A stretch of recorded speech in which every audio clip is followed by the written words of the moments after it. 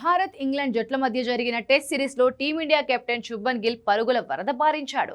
ఈ సిరీస్లో అత్యధికంగా అతడు 754 పరుగులు స్కోర్ చేశాడు. ఇందులో ఒక డబుల్ సెంచరీ, 3 సెంచరీలు ఉన్నాయి. దీంతో పలు రికార్డులను గిల్ బద్దలు కొట్టాడు. టెస్ట్ సిరీస్ 2-2తో సమం కావడంలో కీలక పాత్ర పోషించాడు. తాజాగా అతడు మరో రికార్డు క్రియేట్ చేశాడు.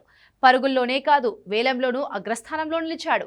భారత్ ఇంగ్లాండ్ టెస్ట్ సిరీస్లో పాల్గొన్న ఆటగాళ్లకు సంబంధించిన జెర్సీలను ఇంగ్లాండ్లో వేలం నిర్వహించారు.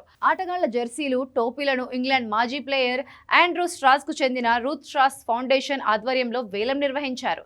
ఇందులో లార్డ్స్ టెస్ట్లో గిల్ ధరించిన జెర్సీ అత్యధిక ధర పలికింది. టీమిండియా కెప్టెన్ గిల్ సంతకం చేసిన ఈ జెర్సీ 4,600 యూరోలకు, అంటే భారత కరెన్సీలో 5.41 లక్షల ధర పలికింది.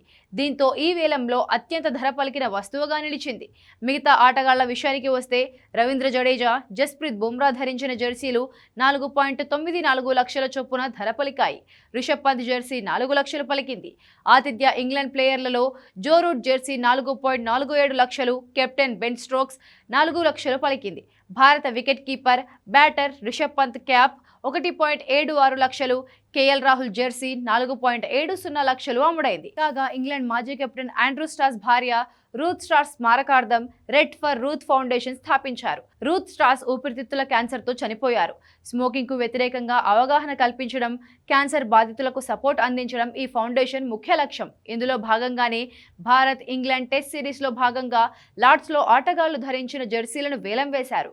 వేలంలో వచ్చిన మొత్తాన్ని ఫౌండేషన్కు అందజేశారు.